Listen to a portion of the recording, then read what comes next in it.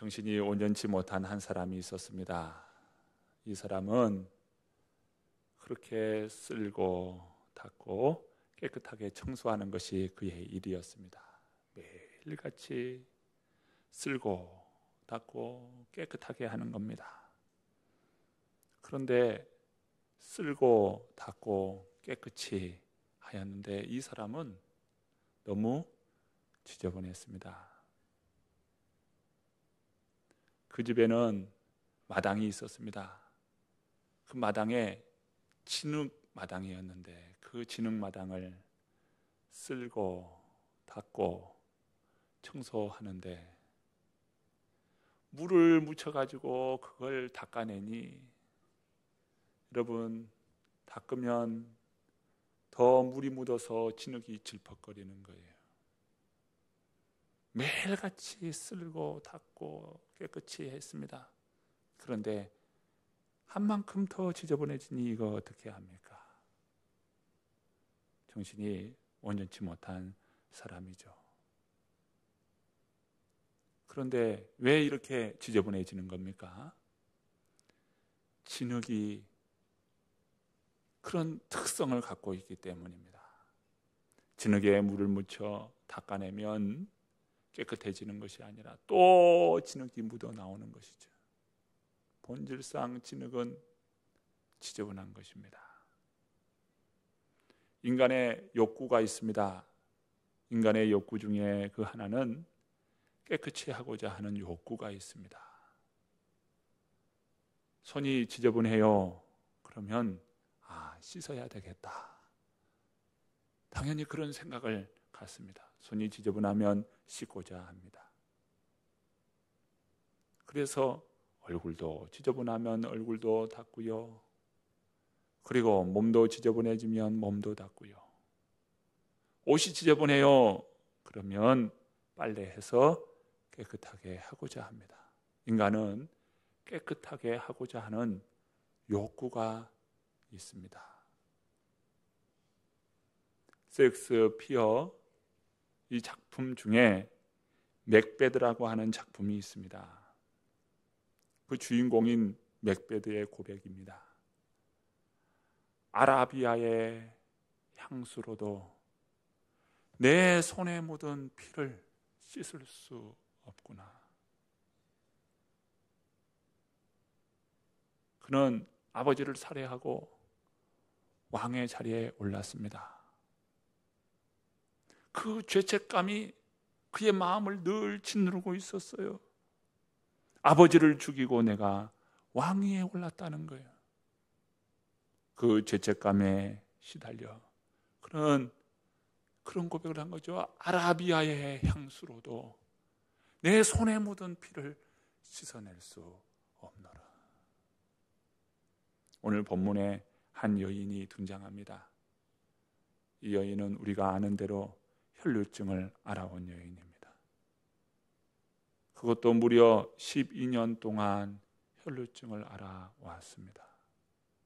당시 사회적으로 보면 이 혈루증 여인은 매우 고통과 절망과 소외감 가운데 살아갔던 여인입니다. 종교적으로 혈루증 여인은 부정한 여인이었습니다. 혈루증을 계속 알아오니 그는 지독한 냄새를 풍기고 있었습니다.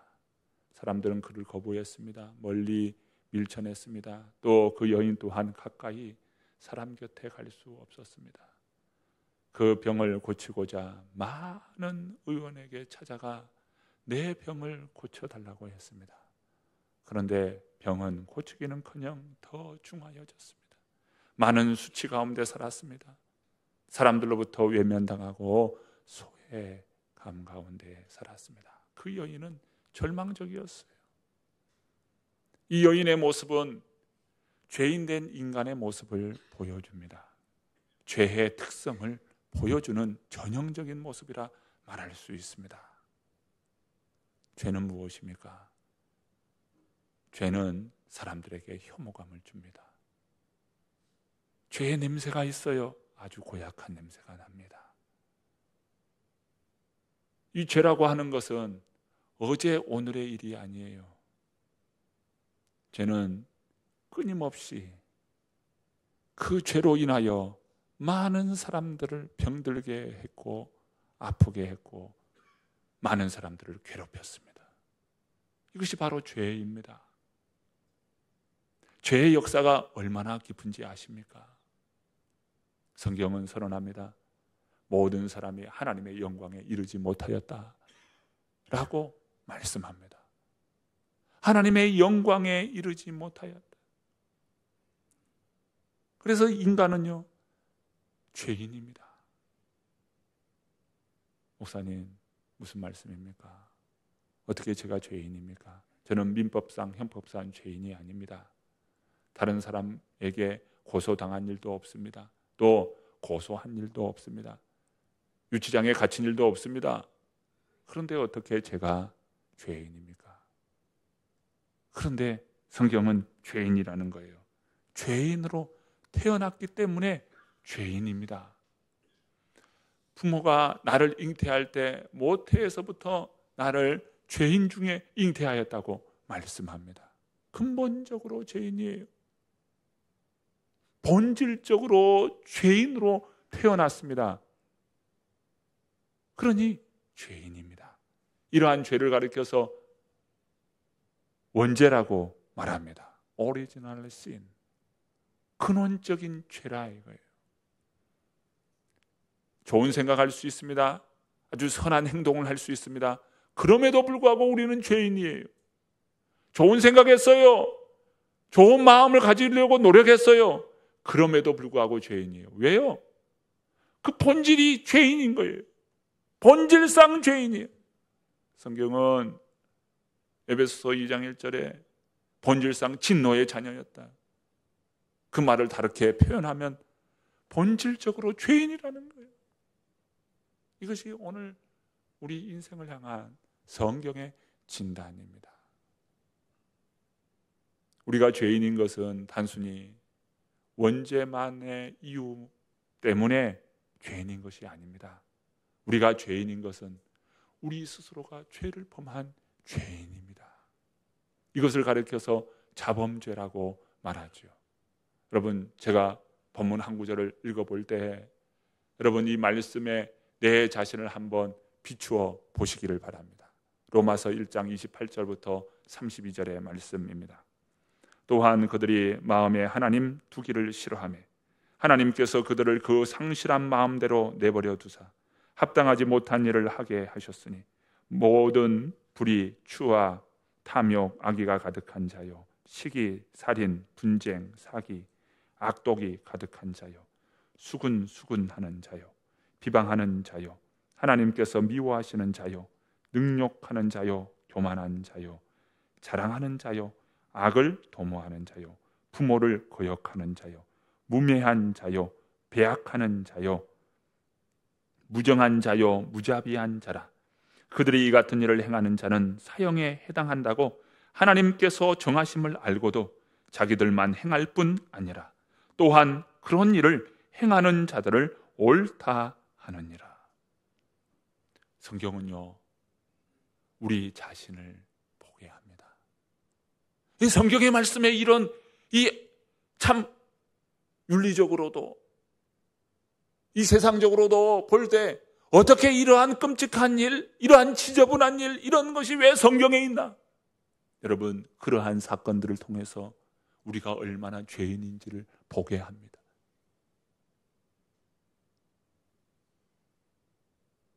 우리 인생은 다 죄인이에요. 여러분, 오늘 제가 읽은 이 말씀을 통해서 우리의 자신을 비추어 보시기를 바랍니다. 성경은요, 마치 성경을 통해서 우리의 모습을 보는 거울과 같아요. 성경을 통해서 마치 우리 자신을 비춰보는 거울로서 그 말씀이 읽혀집니다. 여러분, 자유로운 사람이 있어요? 오늘 말씀에도 보니까 시기, 살인, 분쟁, 사기, 악독, 수군수군하고 비방하고 미워하고 능욕하고 교만하고 자랑하고 악을 도모하고 거역하고 우매하고 배악하고 무정하고 무자비하고 그러면 이런 죄인은 어떻게 되는 겁니까? 조금 전에 읽었던 말씀을 통해서 사형에 해당한다고 하나님께서 정하심을 알고도 그러한 일을 행했다. 무슨 말입니까? 이러한 일을 행하는 자는 사형에 해당한다. 사형에 해당한다는 거예요. 로마서 6장 23절에 죄의 싹은 사망이라, 죽음이라는 거예요. 문제는 죽으면 다 끝인데 끝이 아니라 그 후에 더 큰 것이 기다리고 있어요. 무엇입니까? 심판이 있다는 겁니다.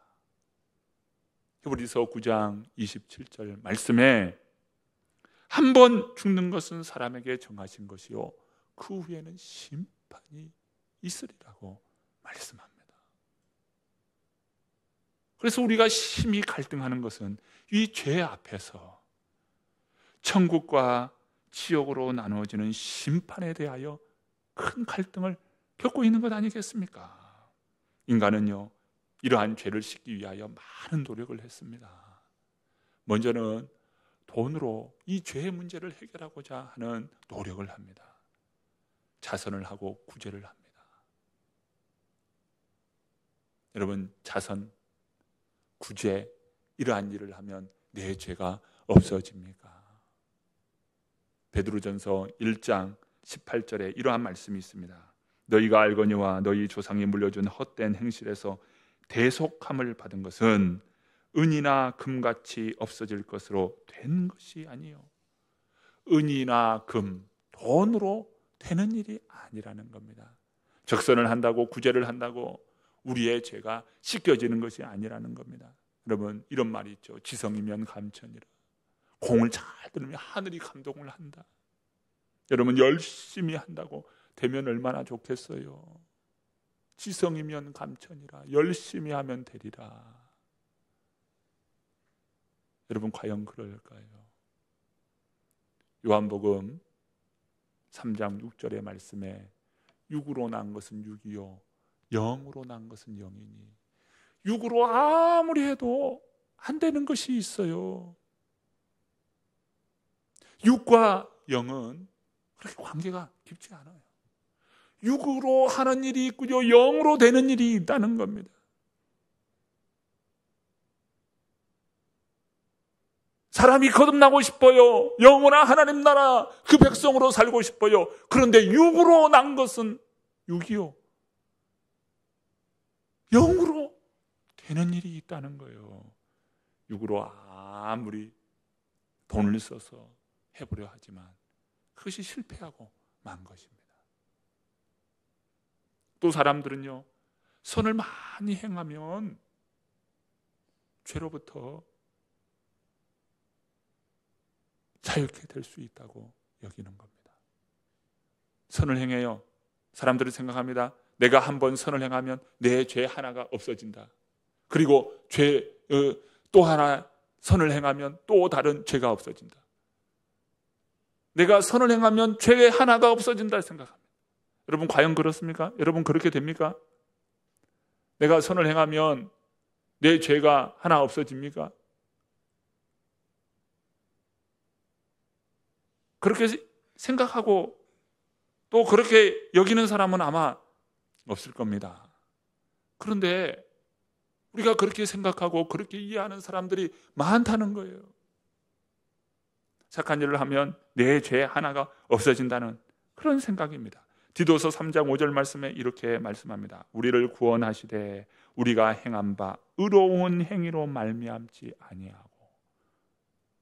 선을 행하면 죄가 없어진다고 여기는 것 무슨 말입니까? 우리가 행한 바 의로운 행위, 그것으로 말미암지 않는다. 그럼 무엇입니까? 오직 그의 긍휼하심에 따라 중생의 씻음과 성령의 새롭게 하심으로 하셨나니, 이렇게 말씀하고 있어요. 무엇입니까? 돈으로도 안 돼요. 선행으로 안 된다는 겁니다. 그러면 다른 종교로는 될까요? 다른 종교로 윤리로 바르게 생활하면 됩니까? 죄에서 깨끗게 할 수 없다는 겁니다. 그러면 어떻게 우리가 죄사함을 받을 수 있습니까? 혈루증 여인이 어떻게 치유되었는지 그 치유의 과정을 통해서 우리가 어떻게 이 속죄의 은혜를 입을 수 있는가라고 하는 것을 발견할 수 있습니다. 여인은 자기 자신의 힘으로 이 병을 이길 수 없다는 것을 알았습니다. 여인은 불치병을 인정했어요. 자, 26절 말씀 읽어볼까요? 함께 읽어봅니다. 많은 의사에게 많은 괴로움을 받았고 가진 것도 다 허비하였으되 아무 효험이 없고 도리어 더 중하였던 차에 열심히 병을 고치려고 노력을 했어요. 얼마나 열심히 노력했습니까? 있는 돈을 투자했습니다. 용하다건 의원을 찾았어요. 그리고 병을 고치고자 수많은 노력을 했습니다. 그런데 문제는 어떠합니까? 병이 낫기는커녕 점점 더 중하여졌다, 더 나빠졌다는 것입니다. 그렇습니다. 많은 사람들이 이 죄의 문제를 해결하고자 많은 애를 씁니다. 많은 애를 쓰고 노력을 하는데 이 죄의 문제가 해결되지 않는 것입니다. 이런 이야기가 있습니다. 어느 한 사람이 수도원을 찾았습니다. 죄에 대한 심각한 위기의식을 가지고 수도원을 찾았어요. 그래서 수도원의 원장에게 이야기합니다. 원장님, 저는 죄 문제에 대하여 심각하게 고민하고 있는 사람입니다. 어떻게 하면 이 죄 문제를 해결할 수 있을까요? 그러자 그 수도원의 원장이 권총을 하나 주더랍니다. 그러면서 죄가 생각날 때, 죄의 유혹이 밀려오고 내가 죄 짓고 싶은 마음이 들 때면 저기 보이는 표적을 향하여 그 권총을 쏘라는 거예요. 이 사람이 그 원장님으로부터 권총과 총알을 받고서는 죄의 유혹이 들어오고 죄 짓고 싶은 생각이 들어올 때마다 그 권총을 쐈습니다. 얼마나 이 죄의 유혹이 많던지 그 받은 총알을 다 썼어요. 그래서 수도원 원장을 다시 찾았습니다. 받은 총알이 다 떨어졌으니 총알 받으려고 갔던 것이죠. 그런데 원장님을 찾다가 그만 깜짝 놀랄 모습을 보았습니다. 원장님이요, 보니까 표적을 향하여 기관총을 쏘더라는 겁니다.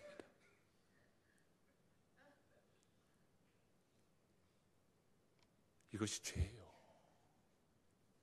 성경은 말씀합니다. 로마서 3장 10절 말씀에 기록된 바 의인은 없나니 하나도 없으며 깨닫는 자도 없고 하나님을 찾는 자도 없고 다 치우쳐 함께 무익하게 되고 선을 행하는 자는 없나니 하나도 없도다. 무엇입니까? 죄라고 하는 것은요, 자신의 무능함을 깨닫고 나는 죄로부터 무능한 존재이구나 라고 하는 것을 심각하게 깨달아야 해요. 여러분, 죄인인 것을 인정하십니까? 철저하게 죄인인 것을 인정하십니까? 심각하게 깨달아야 한다는 거예요. 오늘 우리들이 심각한 죄인이라는 것을 알 때 이 죄의 문제는 어떻게 해결되는 거예요? 이 여인이 어떻게 해결됐습니까? 오직 예수님만이 소망이라는 거예요. 예수님만이 이 죄의 문제를 해결해 줄 수 있는 분이라는 겁니다. 이 여인이 바로 그 예수님을 만나게 된 거잖아요. 자, 본문 27절, 28절 말씀입니다. 읽어봅니다. 예수의 소문을 듣고 무리 가운데 끼어 뒤로 와서 그의 옷에 손을 대니 이는 내가 그의 옷에만 손을 대어도 구원을 받으리라 생각함일러라. 여인에게서 유일한 희망은 예수 그리스도였습니다. 우리가 예수님을 믿는 가장 복된 이유는 무엇입니까? 바로 죄사함의 은총을 누리게 된다는 겁니다. 여러분, 죄사함, 이 은혜를 누리는 인생이야말로 얼마나 복했는가, 허물의 사함을 받고 그 죄가 가리워진 자는 복이 있나니. 누구의 고백이에요? 다윗의 고백이었습니다. 죄사함의 은혜를 누리게 돼. 이번 한 주는 고난 주간입니다. 예수님께서 골고다 길을 걸으셔요. 그런데 골고다 길을 걷는 그 예수님은요, 자기가 그 십자가에 달려 죽을 그 십자가를 지고 가시는 길이에요. 자신이 죽을 그 십자가를 지고 가는 거예요. 우리 표현으로 하면 자기가 죽을 관을 그걸 메고 가는 거예요. 그리고 그 골고다 길을 오르셔요. 그리고서는 예수님께서 양손에 못을 박으시고 양발에 못을 박으시면서 십자가에 달려 죽으시는데, 그의 온몸은 찢기고 그의 손에서 그의 발에서 물과 피를 쏟더라. 온몸에 피를 다 쏟으시는 거예요. 십자가에서 우리 주님께서 말씀합니다. 내가 너를 이처럼 사랑하노라. 그리고 내가 너를 내 흘린 이 보혈로 사하노라. 이 보혈의 공로를 힘입어서 너희를 하나님의 자녀 삼아 주었노라.